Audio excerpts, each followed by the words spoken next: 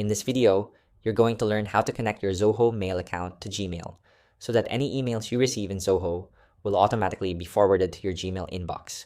This is especially helpful if you prefer to manage all your emails from one place. Let's get started. First, go to mail.zoho.com and sign into your Zoho mail account. Once you're in, look for the gear icon in the top right corner of the screen. That's your settings. Click on it, and in the left-hand menu, scroll down until you find the option labeled Mail Accounts.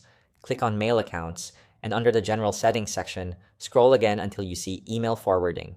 This is where we'll set up the connection between Zoho and Gmail. Now click on Add New Email Forwarding. A box will appear asking for the email address you want to forward to. Enter your Gmail address here, then press the Enter key. Zoho will now send a verification email to your Gmail account. Open a new tab, head to your Gmail inbox, and look for a message from Zoho. Inside, you'll find a verification code.